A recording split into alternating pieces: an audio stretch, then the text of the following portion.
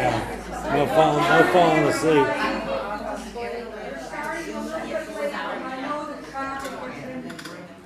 Parking has been terrible, so there may be still people coming in. But we can go ahead and get started with our introductions. We have a packed meeting today, and we appreciate all the first responders coming too. So, I'd like to first of all, go ahead and let everybody, everybody give their name. We'll start in the front row this time. Kathleen Hughes, 13 Caballeros. Yes. Vienna Verdue, 4 Member Lane. Maureen Hill. Century Road. Kay Lupo, 4 Georgia. Dorothy Vinton, 9 Rialto Lane. Okay. Leslie Stetson, 71 Saddleback. Heidi Mockenbach, 56 Portuguese. At Wilson, 74 Portuguese. Arun Bomitra, 13 Buckingham Drive. Leah Mersch, Century. Clint Patterson, 22 Church F. Danielle Poole, 3 Lower Blackwater. Kathy Patman, 26 Chuck Wagon. Melissa McNabb, 11 Quail Ridge Road South. Okay, we have some people on Zoom. Can they identify themselves? Annie, are you there? Annie, wake up. I see her. Okay. Hi, Annie, I'm Penny. If you want me to introduce myself? Please. I'm on the Rolling Hills Community Association board, and I'm also the liaison for the block captains with the city and the association. Perfect. Okay, next, here, Marita. Maria is unfortunately one of my associated league block captains. Unfortunately, she has COVID, and that's why she's hiding. And Deborah, my other one, is she's over in, right now, I think in England or somewhere. Okay. And the next is Jonathan Butler. Are you there? He's on mute. Okay, there's Christian, he also has COVID, he's our really a big support, unfortunately. Okay, and, Baker Smith. hi, okay. Anybody else, someone on phone? No, that's our phone. That's our phone. And, we'll continue this way. So Arlene Honbo, 33 Portuguese Bend Road. Jean Hombo, 33 Portuguese Bend Road. And thank you for the first responders being here. We really, really appreciate your support, all of you. Absolutely. Thank you. And I'm thanking Jean and Arlene for being here too, because they had an important message for us, and then our brother was here. Okay, so why don't you guys give your name and your place where you're. Go ahead. That's it. I'm Mark Grindle, the gate supervisor.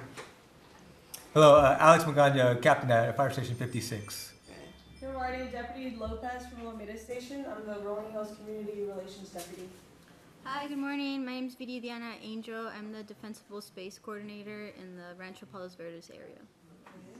Hi, my name is Katie Watts. I'm the Administrative Clerk for the City of Rolling Hills. We appreciate Katie's work, she helps us a lot on there. And introduce yourself, Susan. Susan Wilcox. I'm with the Palos Verdes Pennsylvania Conservancy, and I'd like to thank you for inviting me to speak today. John, introduce yourself. Hi, I'm John Signal, I'm Director of Planning and Community Services for the City of Rolling Hills. And can you get your staff over there, all the fire department, which is Heidi? Oh, yeah, John Batorowicz, Battalion Chief, here at Station 106, one of the battalion, of the 3 battalion chiefs for the Palos Verdes Peninsula. Hi, I'm Grant Jensen. I'm another Defensible Space Coordinator as well. Great. Okay, great. And introduce yourself. Oh, I'm Mary Briscoe. One of the block captains. Okay, we are going to, if you look at our agenda, we're going to move these number 6 or the one about the siren and so on to right now. You want to do it now? Yeah. I thought maybe we could do the brush inspections and that report first. Okay, we can coordinate that. That would be fine. Okay, so our captain is going to give us a brush inspection report? Yes, ma'am. Okay, that'll be good. So, good morning. Good morning. So, my name's Alex Magana, I'm the captain, one of the 3 here at Fire Station 56. I just recently got here at the beginning of July, so all this was kind of brought on to me as we started moving forward.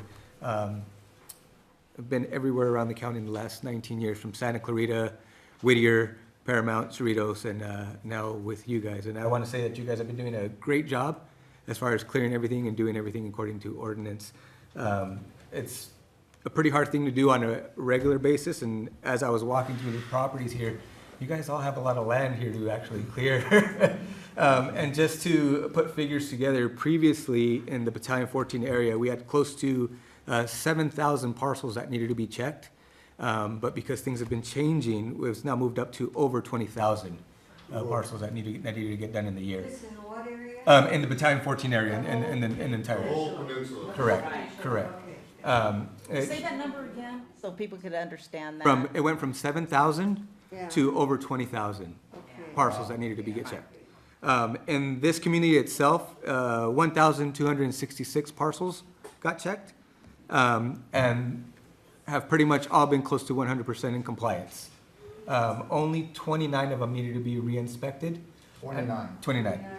And then out of those, only 4 were deemed to be non-compliant and needed to go over to the Forestry Division. But I will say that out of those 4, 2 of them were remodels. So complete ground-up remodels that there is no structure there and people are working on the property. One of them was vacant and just one of them is outstanding. So given the number of parcels or property that got checked, for those numbers to be what they are, I think is outstanding, and it shows what a great job you guys are doing in the community. That is that if everything that got done on our level, it's basically an observe and report, right? So we go out, we check the properties, we walk the properties if possible. Sometimes people do have their homes closed or no one is home. So we try not to invade the property and we try to do the best we can with what we can see. And with that being said, it seems like there's always somebody working on the property, or always good feedback from residents and owners of the property to get things done in an efficient manner. Like I said, there was no problems with the re-inspects. And then now that it's going to the secondary re-inspect, it gets passed on to our Forestry Division, and it's kind of out of our hands at this point. So how did you choose the 162? Because not every property was inspected, obviously. Out of the 1,266, yes. Okay. Yeah, ours was not inspected. They should have been. Yeah, there was no notice that. So the notices are now all online, and I'll let Veery talk to you about that. Yeah, so it's all an online service, and it's countywide, right? So once it's inspected and compliant, there will be no notice given, and it'll be coming to the house. So a notice of violation is only left at the property if that parcel is not compliant. Okay. So if you did not receive, you don't have anything at your door, that's more than likely you are compliant. Okay. And you will be receiving a letter of compliance in the mail. Yeah. Okay. And my understanding is the inspection was from the house to 200 feet. Right? Well, correct. So Yeah. there's different zone ordinance. I think she could talk to you a little bit more as far as what needs to get done. Yeah, so the property kind of gets cut up into different zones. So we start from the structure, and then there's your zone 0, your zone 1, 2. Right. The fire station can enforce up to 200 feet.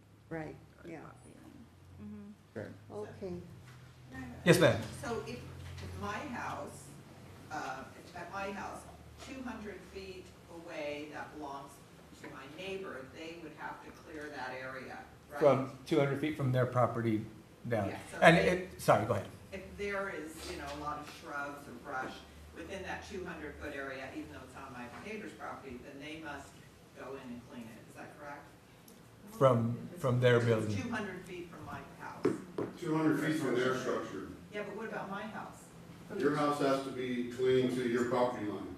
If it's less than 200 feet, Yeah, but, so when I mean, that doesn't make sense to me, because if my neighbor's house, if they're not in compliance with, okay, so if they have an extra big lot, and they're, if you go from my front doorstep to where their, where there is where their property line is, and it's still 200 feet away, and they haven't cleaned it, then if it starts to burn, it's within 200 feet of my house, then that should be cleaned. Yes. I mean, that only makes sense to me. And we've had questions about that. So typically we enforce up to 200 feet, so your neighbor, wherever the structure is, 200 feet out, correct? Yeah, and I mean, so each property owner is also responsible for creating defensible space for their neighbor. But Louder, could you Yeah, just, louder? okay. Just repeat what property that. owner is also responsible for creating defensible space for their neighbor. And so that could vary depending on topography. You know, you guys have a lot of canyons. Sometimes it's not, people aren't really able to get down into those steep slopes sometimes. So it really just depends case by case scenario of each property and each square footage too. So yeah, it kind of goes case by case basis. If we do have questions, like since you guys have already done the inspection, and I noticed that one particular neighbor of mine, and then another person within my zone has contacted me. What do? Do we call you and say, please come out and re-inspect so we can show you our concerns? So the fire stations are responsible for doing the first inspection and second inspection if need be. So if you guys have any complaints or any concerns, you should talk to the fire station so that they can see what they can do about it. How about if somebody is in the middle of construction? Because I don't know if everybody noticed, there is a house in Eastfield, looks miserable, under construction, everything falling down. I told already 2 times, nobody cares. So I'm just wondering, are you starting your inspection, or you did your inspection already? So those parcels also need to receive inspections for defensible space. However, when there's a new remodel or a new construction, those properties also have to meet fuel modification plan reviews. So they also have to meet those standards. The house in question, I know which one you're talking about, that the RHCA and the city, and I believe the fire department is trying to get in touch with the owners. There was I don't know exactly, there was a financial issue. And so they're trying to get in touch with the owners to clear it, and I guess the next step is for the fire department to go in and just clear it. We personally gave 50-60 information for that property to contact them, so we don't know what's been done, to be honest. I believe it's been noted. Right. And This house has been under construction for a long time? It's been abandoned for about 6 months. We won't go out and clear it, like you said. Okay. It goes to, we do the first and second inspection, up to 200 feet, and then forestry will do it. Right, And then forestry. they'll do the inspections, and then eventually it would go to agriculture, right? Right. They have, Okay. they have weeds The growing thing in is, that it's house. not under construction, it's just sitting. It's vacant. abandoned. They started to do Where you need construction. to kind of move on, but if you, this is your opportunity, maybe 1 or 2 more questions, and we'll move on. Otherwise, I would suggest that if you have other questions, then they can be directed to Station 56, just like it was suggested here. Any other quick questions? Because I want to give Arlene and Jean time to go ahead and talk about lessons learned from our fire in Valley. So Judith. I have a question, for people that don't know our computers, did you say, I couldn't hear very well, did you say that you are gonna eventually send a letter saying you are in compliance? Yeah. That is correct. One will be mailed. Okay, and then when you inspected, did you also inspect eave vents, around attic vents, It's mostly just or just vegetation? vegetation around the house, or any type of things that might cause fire. So fuel for your fireplace that be by nearby the house, or dead shrubbery that might be nearby. Okay, is there still kind of a rule that you don't clean Yeah. green? Okay, I think we need to wrap up. Yeah. You can. I think you can ask the questions after the meeting. Yeah. Yeah.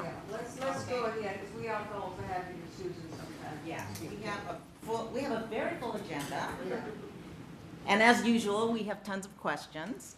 I do want to point out that we also have a few other block captains who joined. We have Bill Ruth and Susan Kalita who have joined as well, so welcome. Anyone who's on Zoom, if you can't hear, I'm trying to make sure you can at least see who's speaking, but, I don't know if that's effective or not. But if you can't hear, please speak up so that, It's because at this point, we're going to 79 be Eastville. asking for feedback. The end of open break. So if for whatever reason you can't hear. You can't miss it, then, right? It's on the west side, Let me so. know, we'll try to adjust that. Okay, so. Loud and clear, Arlene, thanks. Thank you. Loud and clear. Okay, great. Thank you, Bill. So, a lot has happened since our last block captain meeting. So, our last block captain meeting was prior to the city approving the siren project. So thank you all for those who actually went to the meeting. You know, I want to give you a round of applause, you know, for attending and providing the support. But interestingly enough, now we're at this meeting, we forwarded to you a report that Gene and I authored on lessons learned that we could glean from the LA Times, New York Times, and the Wall Street Journal on the Maui fires. So we asked you to provide us with feedback as it relates to our city. And I did summarize for you that this was discussed at the city council meeting, and there were a lot of really good recommendations that the city council discussed. And this is obviously, you know, it's gonna be on the agenda for about, in about a month. It hasn't been on the formal agenda yet, but we're expecting within a month we'll get, it'll be on the city council agenda so everybody could hear the status. I did learn, and Christian is on the phone if I have this correctly, I did hear that the actual kickoff for the installation phase is scheduled for next week. So they haven't made a lot of progress, but the good news is that kickoff is next week. And the last thing I just want to mention before I get your feedback is also on the city council meeting, there was a status from the Conservancy, from Chris, I believe is his name, who was giving one of the final reports, I believe it was the final report, on the vegetation mediation that the city has funded over the last 5 years. Okay, so the city has spent in the neighborhood of $300,000 over 5 years to mediate the acacia and the mustard. As we all remember, a lot of our fires that we've experienced in the past start in the reserve and move all the way up and threaten our homes. So, you know, that's very important to us. So the city council was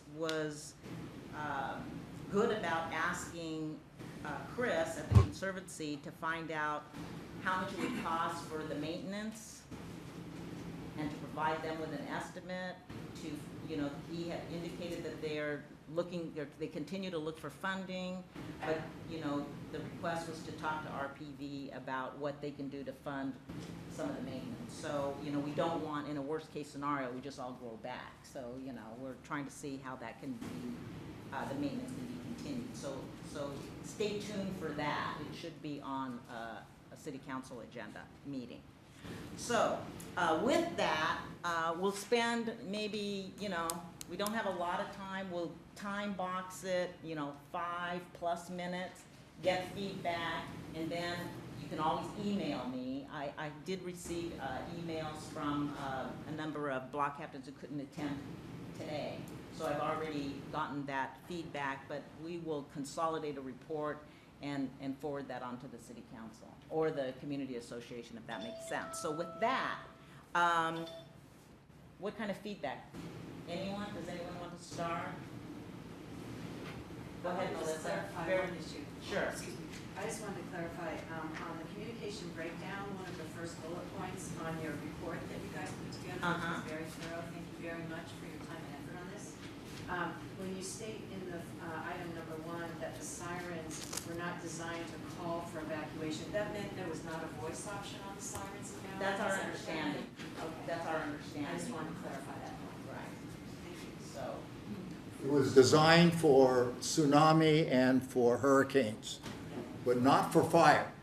and the point, as we all can surmise from this, is that, you know, our concern from our city perspective is that when there is a complete failure, how are you going to notify? They actually had an option, we believe, we speculate, but they weren't used. So, if Kathy doesn't mind, would you like to just share your feedback that you sent me, so that everybody could hear? Just briefly. Well, I just sent Arlena an email. We were actually in Lahaina last week, and it was a complete mistake on everyone's end. We got out okay because of our neighbor knocked on the door and said leave immediately. So my concern is if you have a tower, what if the power goes out? Are they on a generator? They have solar backup. Okay, so Solar. that was part of their mistake over there. Yeah, it was just everybody, we got out, like I said, we left everything in the unit and watched Lahaina burn. It was terrifying. Yeah, and so fast. And you know what, there was a hurricane winds going on at that time. So when they say they didn't put on the sirens, there was hurricane winds. It's gusting, there were water spouts in the ocean. It was insane. Where did you go? We went to Kihei. Well, we spent the first night in our car on the highway. There's nowhere to go. So what I would like to just ask of us, we just represent a constituency who is, on steroids about emergency preparedness, right? I mean, we kind of live and breathe this on a regular basis, and we've been doing it since the program was reinstated in 2019. And when we look at it, Gene and I feel that we've accomplished a lot. And with the help of the city council, with the community association, with residents, we're gonna have an event on the 27th with the first responders, and Chief Brian Bennett will be there. But, we have to remind our neighbors that, we have a lot of education on our videos for home hardening, a lot of the lessons learned from this. I mean, these structures just burn up, so how much home hardening were they doing? I don't know. But, we have videos on home hardening. We have videos on canyon management for excess fuel. We published in 2022 the evacuation procedures, for Rolling Hills specifically. We have our Ready, Set, Go that we pass out regularly, Everything that the fire department wants us to do is in here, And we supplement it with our emergency procedures and our videos. So, but the point is, we've done a lot as a community, but we're not there yet. With these brush inspections, just as you mentioned, we have a lot of fuel out there. And we do have to continue with the mantra that residents have to take responsibility for not eliminating vegetation, for managing excess fuel. What is the excess fuel? And, we're not the experts. We're lucky that the forestry department gave us their best practices. So this is not the Rolling Hills version. This is the forestry department best practices on home hardening and vegetation management.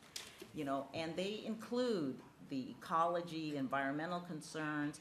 Again, one of the lessons learned from that we read is that, Maui had a lot of non-native excess vegetation, dry, burnt. It burnt down quickly. And they had a report 2 years ago that listed out everything that they should be doing and competing priorities. They didn't spend the money on it. They didn't take a lot of action.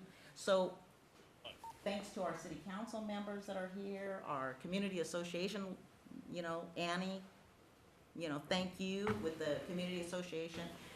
They have spent money in our community, but it's not because we weren't advocating for it. So we have to continue to advocate for that. So I'm going to wrap it up on that part. Marion, is there anything else that I forgot? I just want to emphasize that us as block captains, we want to, you guys are the ones that are coming out. I think you guys are probably the ones that are very, interested in it and passionate about it. There are some of the ones that do. Our problem is that we have people who are rather apathetic about, safety, brush clearance, don't want to take any vegetation out, So this is a message that we have to send to our neighbors. So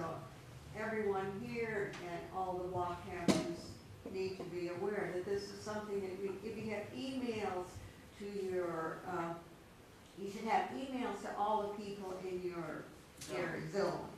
If you don't have them, the association has emails of everybody.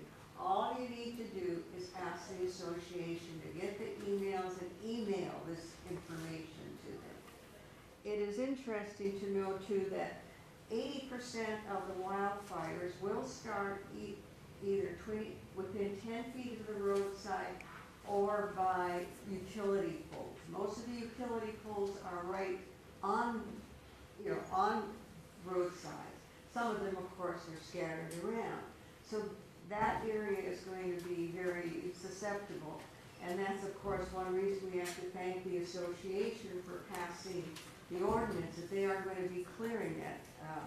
I know they've started already left. I'm going to thank them for doing that. But this is going to be an important message to convey. And the public hearing is tonight about the roadside clearance over at the community association. So, anyway, this is our message that we have. And thank you for mentioning that, Marion, because I forgot to just say a few words about that. So technically, it's not an ordinance, it's just really their policy. Our policy, Yeah, their whatever policy. you call it, yeah. But there's a public hearing tonight about the proposed policy. If you recall, at our last block captain meeting, we did get signatures for a letter that we submitted to the community association. And again, from a block captain perspective, we said that our position was really, enforce the fire code. We really would like the easements to be cleared, consistent with the fire code, especially for the feeder streets, because, there's been a lot of focus, as it should, on the main evacuation routes. That was the first priority. But we have a lot of feeder streets, as you know, that have a lot of excess fuel. So that was our position. I know the current proposal may be beyond that, but, our position is at least at a minimum, we need all streets. Because we'll see, a lot of the dead-end streets in Lahaina, they would be considered feeder streets because they only had, two exits out. So, we're not very different from that. So, please go to the meeting, voice your opinion. We don't really expect people to, line up completely, if you have a different opinion, go to the meeting and voice your opinion. We just want people to voice their opinion, to attend, whether it's a city council meeting, public hearing, or, community association. Please voice your opinion and be heard. The other thing that I want to just mention while everybody's here and on the Zoom is I just want to remind you, the power of our advocacy. When we had the rains where we had a lot of trees falling on Johns Canyon and people were trapped for 24 hours there, we advocated, and Elaine Jang, as our last city manager, talked with Brian Bennett about completing the evaluation of all the feeder streets. That was an objective when Chief Hale was here, and when they agreed that they would enforce the fire code. It was to start with the evacuation routes and then do the feeder streets. Okay, That's a good point, yeah. So I just want to remind our fire department, don't be shy about, let's keep our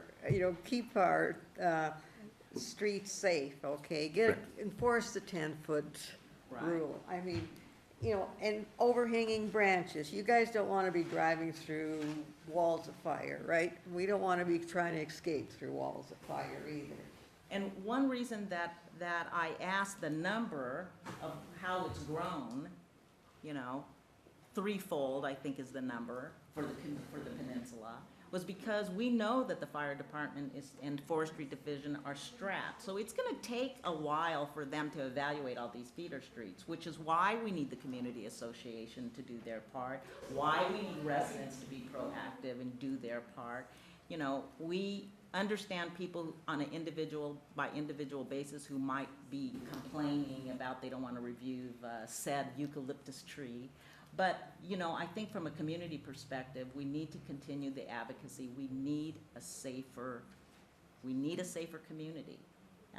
So I'm preaching to the choir here, but anyway, I think we're done. Okay, right? I think we're done. I'm sorry, Susan,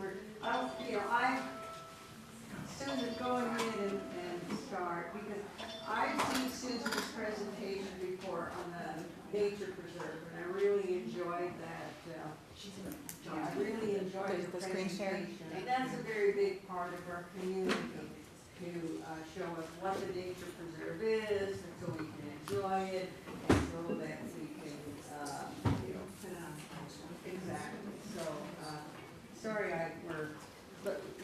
sorry for the late start, but No. going in and. I thought you still had others to speak. Yeah, no, we'll have you going in right now. Well, my apologies for turning my back to most of the crowd, but I guess I need to use the microphone here, so. My name is Susan Wilcox. I'm with the Land Conservancy, and I'm just going to do a short overview on the things that we do, and then welcome your questions about native plants and any other thoughts you might have as they relate to today's subject, which is really fire safety. This is sort of an overview of my remarks. I'm not going to read them in the interest of time. I think some of you were at the women's luncheon, so I've already spoken to you and happy to see you again. The mission of the Land Conservancy has many different prongs, but you may have heard about us if you've been here a long time for buying up land to prevent overdevelopment. So we buy land in order to keep it open for wildlife and for enjoyment, for hiking and things of that. That's one of our priorities. Once we buy the land, we restore it with native plants. Not right away. It's a very long, arduous process. We also do educational outreach, particularly with our third grade students in the third grade naturals program. And then we really do want everyone to enjoy and love having the land. Just briefly, the Mediterranean climate is a very rare climate. You see it outlined in red. Obviously, the largest chunk is over in Europe, in the Mediterranean area. Our coast on the west, it's also a tiny bit in Australia, South Africa, and South America. So this is what coastal sage scrub looks like when it's in its natural state, sort of undulating and rolling. Not a lot of trees, in fact, very few trees. 85% of it has been lost, and that affects how many birds we have and what our wildlife can continue, how it continues to exist. This is a map that has not been updated. We bought 100 acres. Just point that out right in here. We just purchased 100 acres. If we haven't yet updated all of our maps, there is a later map that shows you that. But in total, we have 1,700 acres that we love and care for. It's a lot of land, and when you get 4 times the amount of vegetation growth in 1 year, it's a challenge to try to keep up with all of that. So there are seasons when it looks like there's an awful lot of weeds. By the way, some of the areas with heavy weeds during the bird nesting season, we don't disturb them if there are endangered birds in those areas. So I know we've had questions about that.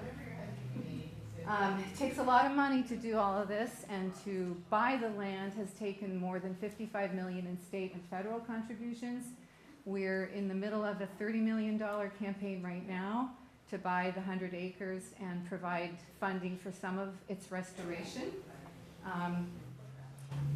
There are a lot of advantages to having open land. Less density, cleaner air, obviously beautiful views, and of course the protection of wildlife and plants, and the beautiful open space for all of our residents. Pointing out that we have 2 nature centers, one in Rolling Hills Estates at Georgia Canyon, one in San Pedro at the White Point Nature Preserve. I'm going to just pass through a lot of these very quickly. These are the animals, the birds and butterflies that we care most about, and they are very rare to see.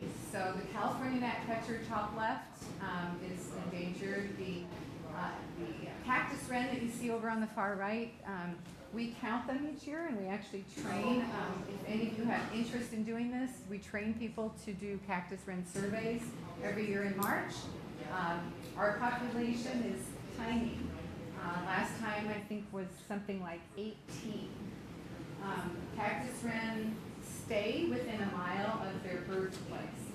So it's a luxury to have them, and we're trying very hard to keep them alive. And then the two butterflies you see at the bottom are the El Segundo blue and the Palos Verdes blue. PV blue at the bottom right there has a flight season during the month of March, pretty much. The rest of the year it's not a butterfly. And the bottom left there, the El Segundo flies usually in July. So there are a lot of challenges to doing conservation and restoration, and because of Lahaina, we've had a lot of attention recently on invasive plants. Everyone used to love the mustard, and some people still do. Sort of top there, the brilliant yellow. It's spectacularly colorful. It's hugely dangerous, and most of the year it's incredibly ugly. We're trying so hard to remove mustard. The truth is that mustard seeds remain viable for an enormous amount of time. So even if you cut everything every year, you're not going to get rid of it. You're just going to have to keep chasing it. There have been sarcophagi that were opened with viable mustard seeds. I mean, it's just an amazing plant. Top right is the ice plant that was so popular for people to plant on their hills. Big challenge with ice plant is when it drinks heavily, it becomes so top heavy that it can roll itself down the hill and take all your soil with it. Really problematic plant to have around. Then you've got the tumbleweed that's there in the middle. Fennel is at the bottom left. And what you're looking at in the center bottom there are the seeds of the acacia. So the acacia plant is particularly challenging because those seeds, when they ignite, they take off like firecrackers. And in a good Santa Ana wind, which is usually when we have these incidents, those things will fly for hundreds of feet. And it was a popular plant to use in the 60s because it took no water, it grew fast, and it looked green. So it's all over our peninsula. And we are trying so hard to get it out of the nature preserve and adjoining areas. And then the castor bean at the bottom right, it spreads very aggressively as well. And it's a poisonous plant, actually, to many. This was one of the slides that Chris shared in the presentation. Oops, what did I do? I don't know how to go back. Okay, yeah, this is one of the slides that was shown to show the projects currently underway to remove acacia and to do some weed management. So we're focusing on the edges of the preserves, that's what those yellow blobs are there, to remove as much acacia that we have on the edge to protect homes. And you heard the figure, I think 300,000 from the city of Rolling Hills, which is incredibly generous. I think in total we have spent somewhere north of 800,000 on removing invasive plants around the peninsula. We focus inside the nature preserve, of course, because that's our emphasis. And we have an additional, I think an additional 800,000 that we have secured for the wildlife corridor specifically. And so that's the area near Abalone Cove. So here's an example of the removal of acacia. You see how much of the interior of the plant is completely dry and ignitable, and then the tips where the seeds are housed, if you will, that's where the firecrackers get going. So they have this immense amount of brush that quickly ignites because it's completely dry and brown, and then it just shoots straight into the perimeter of the plant, and then that's when the firecrackers get going, and it's a nightmare. This was an area in Portuguese Bend, and we removed, I think, 5 acres of just acacia. I mean, it took something like 25 trucks. It's just an insane amount of vegetation. We're working really hard on this. These plants grow with very little water. That's why they were popular. They don't need water, but when there is water, they suck it out, and then the native plants don't get it. And so they just take over. This is another example to show you, carrying these enormous amounts of acacia and chopping up. Big project. Here's an example of a lot of acacia. Almost all of that is acacia. So Rolling Hills has 4 different phases of acacia. These were slides that Chris shared with council. I just thought you'd like to see them. I'm sure since they were shared in council, you can look at them that way as well. It's just moving. Okay. So you can see that the access for those trucks is complicated. You can't just get in anywhere to take out acacia. So some of the work is quick when you've got this equipment. Some of it is extremely slow when you don't. Here are some of the native plants that you can purchase through the Land Conservancy's online store. And just to emphasize, native plants can burn. They're not as likely to burn as the non-native plants. They take a lot less water to keep going and keep healthy. So if there's a time when water is severely restricted, your yard won't be a tinderbox of dry plants that are desperate for water and not getting the water they need. So it's one of the reasons why native plants are an advantage to use. The other, of course, is if you enjoy having native birds in your garden, they're going to come when you have the right plants available for them. This is to show you an example of what it looks like to do restoration. So if you imagine on the left side is probably covered in mostly acacia. This is near City Hall of Rancho Palos Verdes, looking toward the Golden Cove Shopping Center. Ocean's on our left. And we had to remove everything that was not native. You see there's not a whole lot left, and it looks like a nightmare story when you do it. And then you put in all the plants along those drip irrigation line areas, and eventually you get back the original vegetation, which you can see on the right. It's not fully grown back in, but it grows pretty quickly to that kind of cover. We can grow more than 20,000 plants in a year. This year I know we're growing something like 45,000 plants in our nursery. So we have the ability to grow on consignment for cities, for schools, for different projects. We're happy to do that. And our nursery is in San Pedro. So this is the map that I mentioned earlier that shows, with using the stars, what the new 96 acres includes. And so Rolling Hills is above, to the right there, Philiorum Reserve. Oops, you must be touching things, sorry. So toward the far right of the image there. So we purchased that big capital C almost of those 3 plots just above Abalone Cove. So very exciting that we were able to do that. We would love to have your help. If you're interested in helping the Land Conservancy, we invite everyone to join us and become more involved. We have a lot of ways for people to be involved with the Land Conservancy: financial support, volunteer hours, helping us spread the word to other people, and planting native plants in your own backyard, because that will help the wildlife to succeed. So as we mentioned earlier, City of Rolling Hills has done a lot.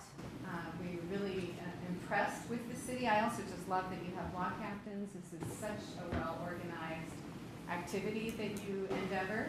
And so this is a slide that I shared also at the Women's Club. If you set a dinner table and you're hoping to have a lovely dinner, by the time it's a success, it looks like that bottom right. And that is true for some of the native plants. Milkweed in particular. People put in milkweed because they want monarch butterflies. It's going to look like that bottom right once you've got a lot of butterflies using it, because that's what they do, is they eat it. And it doesn't look beautiful, so it's a great plant to have, but don't put it right up front in your yard. It's also a difficult plant to grow, but we appreciate when people buy them and plant them. It's really important. We also do a couple of fun things. We have an Adopt a Goat program where for $100 you can come get your picture taken with your baby goat. And it's fun for all of us because we get to bring you out on the land. You can see what we're up to, and there's nothing like holding a little baby goat. Every year we train people for cactus wren monitoring. There at the top right is our little cactus wren. One fun little fact about them is they use cactus, which you wouldn't think of as the perfect area for a nest, but it protects their eggs. Not a very comfortable sight, obviously. And they create 4 decoy nests. So if you come along and you are interested in eggs, that little bird is going to take you from nest to nest to nest until you're far away from the real nest. And it will fool, hopefully, the predator because their eggs are very valuable. You know, we have very few of them left on the hill. So one of the challenges we have is, of course, we all love rain. But when it rains, we close the nature preserve down for a couple of days. And the reason is that there's tremendous amount of damage that comes, even just walking, but especially bicycles, when the trails are wet. So we just ask everyone to be really understanding of the trails being closed for up to 48 hours following rain incidents. And we do have preserve signs. I think we've now had them about 3 years. People still think of them as new, so we're happy to make a fuss about them and be sure you understand what these signs do and what they tell you. There's a QR code on most of them so that you get a little bit more information about the area you're hiking in. And here's someone you might recognize. Front left, Alan Lay. Whoops, that wasn't what we wanted. Alan and Dorothy Lay named a reserve. Out of all the land we purchased recently, and we took their picture recently down there on their named reserve. Alan was mayor here, but I don't know what years, but he's been very involved with the Land Conservancy. We're real grateful for that. So just want to also make sure you know about our educational program with children. We have about 3,000 children that we educate in the classroom for 4 one-hour sessions to teach them about science and conservation and ecology, and then they have a field trip and they come out onto the land and they learn through little tests and examples. They learn about nature. Some of the children are from Title I schools, have never been encouraged to play outdoors because they don't live in areas where it's safe to do so. And we hope that we don't create a whole generation of people who don't love the outdoors and don't know about it. So it's important for us. We had a wave crashing sound happening at White Point once, and one little boy jumped under a little picnic table and thought it was a shotgun. He never heard the ocean. So it's a really valuable thing that we do. We're always looking for volunteers to help us with the education program. If it's something you'd be interested in, let us know. That's the plea for the docents, and the training is ongoing. It's a really richly rewarding activity. And then we also lead nature walks. The next one will be on Saturday, September 9th at the Forestall Reserve. You can go online and indicate your interest in attending. They're not conditioned hikes. They're informative hikes about plants and local history. And then we also have little bird cards. I don't have a whole bunch of them, but I have them. If you're ever looking for the perfect gift, these are native birds, and we have little greeting cards. The other volunteers we look for are nature walk leaders. So, and we've already talked about the milkweed for the PV blue and for the monarch butterflies. So I wanted to leave time for questions and answers. I think everybody's got their minds wrapped around fire preparedness and concerns, and that's not what we usually talk about, but I'm happy to answer questions. I'm not an expert on fires, like you've got the experts here. But what questions do you have? How do we get the other group back on the screen here? Yeah. And We'll do that. Well, thank you so much, Yeah, Susan. sure. Yeah, so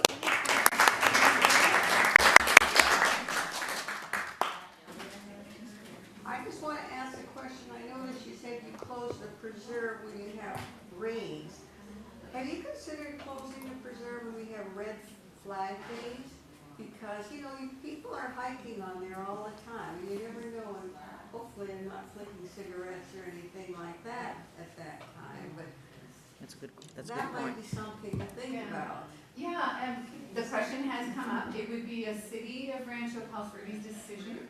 That might be something that. So that's not something the Land Conservancy would have the authority to decide. But it's a question we've been asked. I do think the fires we've had here on the hill have been caused by power lines, not by people smoking. But that's the past. That's not. Yeah. So I understand the question. don't have an answer for you, yeah. Go ahead. I have a question I'd like to ask the fire officials, which is, we spent a lot of time talking about what we can do, but from your perspective, I think it would help us to be very clear on what is the fire department's plan for evacuation. If we're talking about sirens, does that overlap with what you would do? No, I actually- You said you would go door to door, which always scared me, and RPV had a fire, and cell phones were down, and the fire department was stranded there, they couldn't communicate. So what is the official evacuation If you plan? get an incident, a working incident, it's gonna be more than an operational period or a longer duration incident. And it obviously it's gonna approach on a community or homes. We work with sheriff and they're gonna go door to door and evacuate, make an evacuation notices. So it would be on a specific area. Some obviously we can shelter in place, but depending on the fire behavior, we're gonna work with our sheriff, local sheriff, and they're gonna go door to door, knock on the door, and either open the door if someone's in the home, or work our way around so that we get everybody out in that specific area. And we have 700 homes, how many people would be doing that? What, evacuating the homes? Yeah. It would be based on need, and then the sheriff could speak on that, but if we would use, whatever we think is necessary, or what they need necessary. If it's a large scale fire where we're gonna need personnel aside from our station, then yeah, we get people around, we get nearby stations, so Carson, South LA, Lakewood, Compton, we will bring everyone to help out and help with the evacuation. Would it help you if our sirens had a voice option?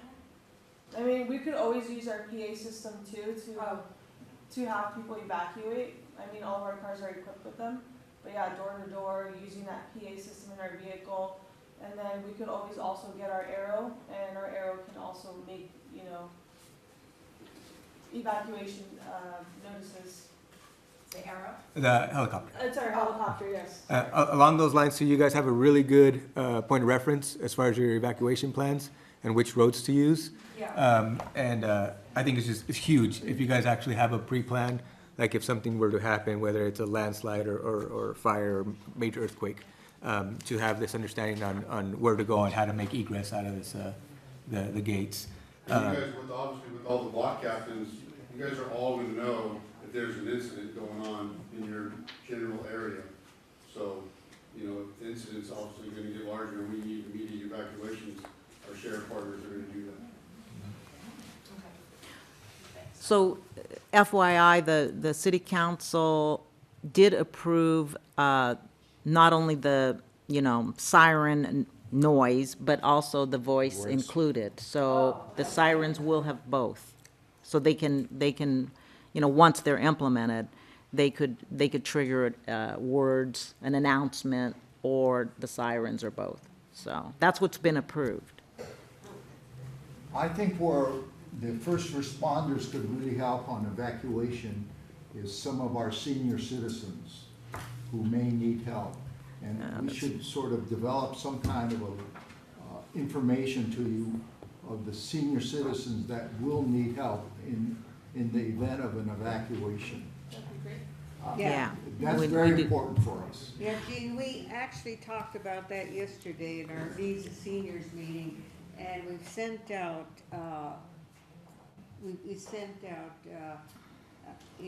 asking anybody who's, to give us information on people who are alone, super seniors who cannot Yes. get out. Good. So hopefully we're gonna be able to get that all together, yes. I have one other question for the fire department. Some of the reports from the Lahaina fire talked about the fire hydrants weren't working, or they weren't able to use the fire hydrants. Would it be more helpful or help? I know the fire department has a list of all the properties that have swimming pools, but if we have new fire department personnel or people coming in, we have these stickers that could be affixed to the roadsides. I mean, is that something that we should, do in addition, or is the list of properties that have the pools sufficient for you? The pools would be good, but there's also some specifics in the fire code regarding pools in the very high fire hazard zones that require like wharf hydrants and such, so we can get you that information. It's in the fire code. They require what hydrant? They're like a wharf hydrant, it's a smaller hydrant, it's connected to the pole. Pool equipment? So we can use that water in case of emergency. They're regular throughout the city of, or in Malibu. So could you, Can yeah. more information on that? Yeah, we can get you information out of the fire code for that. Okay. I have a question for the firefighters. Something was brought up in our council meeting earlier this week about something called beacon boxes. Yeah, that's what they have in the Malibu. I brought that up, that they have in the Malibu. Did you know what they are? They're like these red boxes at the entrance of a little bit of a community. And so when you're bringing in personnel from a neighborhood that doesn't know the area, they open the beacon box and it has a map of all the homes that are in that area. I'm not familiar with those, I'll have to find out about them. Yeah, if you talk to them up there, they're all over, up and down Malibu now. I've never seen a beacon box, no, but every fire station I have a picture of it. has what's called emergency information file. So if any other fire engine, fire truck, or goes to the fire engine, to this station particularly, they can pull out that book and it has all our information for our area. Because also, a lot of it had to do with the sheriffs going door to door. Okay. They didn't know where to go. Yeah, I'll make some phone calls and see what we can do to get something up there. But, yeah, I don't know how costly. Thank you for bringing that up, yeah. Yeah, the problem is that so many of our streets here are one-way streets, only Correct. one-way exit. And so. Dead-end streets, Yeah. cul-de-sac Yeah, streets. so if we had something like that, that would be helpful. And of course, if some people come from other areas, they're not familiar with our city, you guys are, but, you know, Right. they're not, you know. Any other questions before we wrap up? Well, the other thing that we were bringing up at the meeting was that, you know, we're doing really well about what to do about evacuation from Rolling Hill, but what do we do when we get out of Rolling Hill? Like if the fire, and they're evacuating people, like at PV Drive East or Crenshaw Boulevard, you know, I mean, will there be enough manpower to really keep the streets moving? Yeah, that's what Because sheriff like is in gonna work Malibu, on. We're gonna direct you to a safe location. Okay. Is there anyone on Zoom that has a question? You folks okay there? Just wanna, okay. Okay, great. Chats there, I think they came in earlier though. Okay, let's look at that.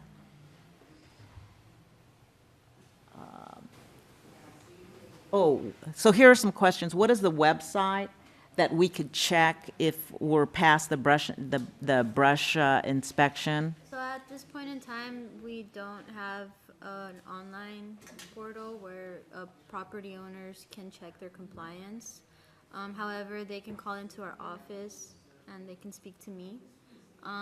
But they will be receiving letters of compliance in the mail. Okay, so there's nothing available at this time where the property owner can check, but you will be sending out a letter to everybody. Okay. So eventually everyone will be a letter or online? Online. As of now, just a letter. A letter. Oh, okay. So, it looked, okay, so, it looks like the folks on Zoom could see Susan's presentation. I'm My hoping. apologies if you couldn't, I tried No. to share the PowerPoint presentation there, so. Oh, I'm sorry. Apologies if you weren't able to see the presentation. Okay, but we can send that out to all the block captains so that you can, right? So, I'll need to modify it a little bit because it's not. okay, so we'll send that presentation out to all the block captains, because the folks on Zoom were unable to see it. I had checked, That would be great if we so, could do that. sorry. So, Just real quickly too, those of you who would like to have trail maps for the greater peninsula, I have a couple of these here for you if you'd like, and postcards of upcoming activities. And, this is our propaganda for people who might like to go to the campaign, if you're interested in that. Now, for And the then- children program, this is open in which school are you? Yeah, so all third graders throughout the Hill, and also San Pedro, Lomita, if there's a school in Redondo Beach. So that's I think 24 things schools. can. Yeah. So, and then this gives a summary of each year. We're currently working on the 2022 year. We have to wait for our audited financials, so it's always a little lagging behind the actual year. Yeah, it's not, you know, the report for 2021 makes us look like we're kind of late, but that's just how that goes. One other announcement, now that I see that Artie has returned. Yeah. So Artie, under the direction of the board, the Community Association Board, has throughout the past year, the past couple of years, has had special projects. We were aware of at one prior block captain meeting, we talked about the project that was done at the end of Portuguese Bend Road, a demonstration project there. So Artie, many years ago, the block captains made recommendations of certain areas that we had concerns. We had talked to a lot of block captains that lived in the Chuck Wagon area, you know, Bowie, Chuck Wagon. There was a lot of feedback from the original survey that we did like 4 years ago. That area, they were concerned because there was only one exit and there were 60 homes in that area, and we were really concerned about the Willow Springs Trail. Now, Artie and his team regularly did, I think it was south, but there were some concerns about the opposite side. And Artie, would you just talk about, just briefly, just what your team just finished or completed? We put in with the tree company, we were able to drag a chipper in with us, and basically all we did is we cut back, we limbed up trees, we got rid of as much dead wood as we could, separation, just everything we've been practicing, we basically did on the trail. It's nice and wide open now. Some of the weeds are back, but other than that, I mean, the trail is beautiful. It's nice, wide open. You could almost drive a vehicle down it now. So this is, again, you know, an illustration of, you know, we provide areas of concern in our community, and to the extent that, you know, the city or the board has funds, they will, it may not be immediate, but we have seen, here's another example of you know, addressing an area that the residents in that area had concerns about. We were also able to do some work on Bowie, Sleepy Hollow, and Purple Canyon as well. So, We want to thank very much for coming and doing all that work. And it's going to be work, really continuing work in progress now with all the, you know, all the other areas that are going to need to. I've already got a few in mind. Great. Okay, I think with that, Yeah. Marion, are we ready we're to ready. adjourn? Oh, yeah, no, a couple announcements first. First of all, tonight is the open forum for the association meeting. So anybody who can come, Arlene already mentioned it about the clearing of the easements, okay. The second is, we're going to have our, on the 27th, we're going to have our art and safety meeting. And that's going to be a fun event, and Chief Bennett, who is the Associate Chief of Division 1, he's the one who spoke earlier this year, is going to come and talk to us. And also, Don Crocker is going to be displaying his art. And he has very generously said that any art that's going to be sold within 3 months' time, he's going to contribute a portion of it to the city for safety concerns. So I'd like everybody to come and spread the word. Obviously, that's his art there. In our house. Yeah, yeah, then it's kind of all over here too. It's most of his paintings are from the peninsula where we live, so we love it. And so we expect to send the word out, and we expect a good turnout.